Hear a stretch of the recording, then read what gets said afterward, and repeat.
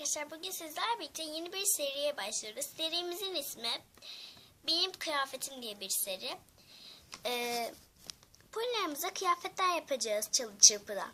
Ve şimdi vakit kaybetmeden hemen başlayalım. İlk önce malzeme konumuz doğa, yani sonbahar falan. Yapraklar topladım ben, lale yaprakları. Bunlarla elbise yapacağız.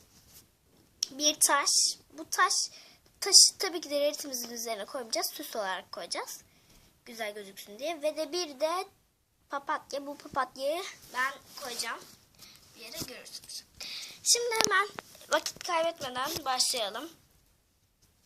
Turuncu yapraktan elbise yapmak istiyorum ben arkadaşlar. Şöyle bir yaprak seçtim.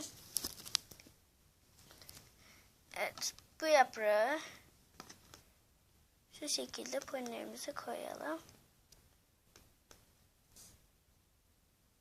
Nasıl koysak böyle koyalım.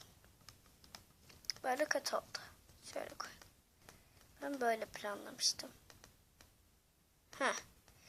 Tamam. Tamam, bu şekilde koyduk. Of! Niye düşüyorsun?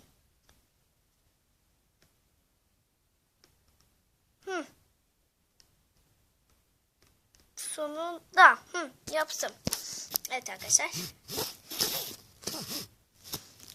Bu şekilde. İlk önce bu şekilde şunu çekelim ya. Neyse, çekmeyelim ya da. Şu şekilde koyuyoruz.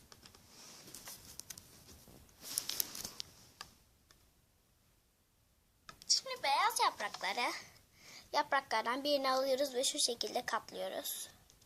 Evet.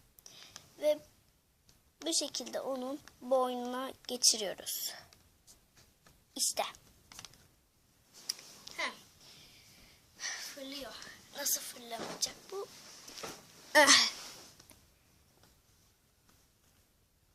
Şu alan yüzünden ponimiz birazcık yukarıda gözüküyor. Ama o alan olmazsa ben böyle bir şey yapamam. Neyse, şöyle göstereyim mi? Şöyle bir şal yapıyoruz. Boynuna geçiriyoruz.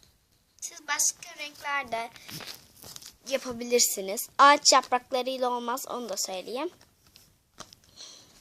Ağaç yapraklarıyla olmaz. Böyle lale yapraklarıyla, çiçek yapraklarıyla falan olabilir. Mesela benimkiler lale yaprakları. Evet, bu şekilde çok güzel. De ben bunu nasıl tutturacağım, böyle fırlıyor. Neyse, siz bunu bir şekilde tutturursunuz arkadaşlar. Ben hatta tutturup geleyim. Evet arkadaşlar, bu şekilde lastik geçirdim renkliye. Ve eteği de böyle. Ve devam ediyoruz. Şunları da yapacağız.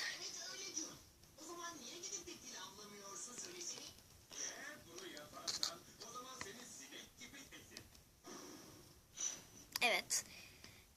Neyse, bunlara gerek yok. Gayet güzel bir elbisemiz oldu renkimizde. Evet. Ve şimdi geldik papatyaya. Papatya ne işe yarayacak? Şunu şu şekilde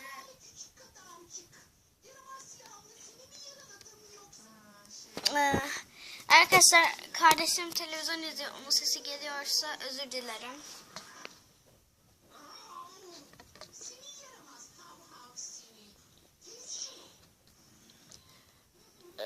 Şunu niye geçiremiyorum ya?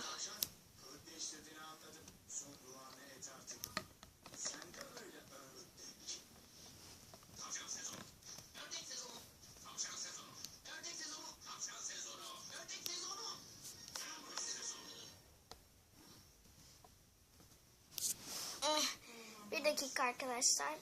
Ay, yaprakları koptu hep. Neyse. Ya siz bunu böyle buruşturmadan kulağına takabilirsiniz. Takın. Evet arkadaşlar. İşte reritimiz gerçekten çok güzel oldu. Burada yanında taş koydum. Bu arada doğada olması için, doğada bildiğiniz gibi bir sürü taş var. Kafasında bir papatya ve de bu şekilde şal olarak beyaz yaprak ve etek olarak da turuncu yaprak kullanmış. Rarity'miz doğayı çok seviyor demek ki. Evet. Rarity'miz işte bu şekilde bir görünüşü oldu. Böyle bir taş. Siz de bir yerden taş bulabilirsiniz. Beyaz, kahverengi, siyah fark etmez. Taşı zaten fazla ihtiyacımız yok. Evet arkadaşlar, izlediğiniz için çok teşekkürler. Bay bay.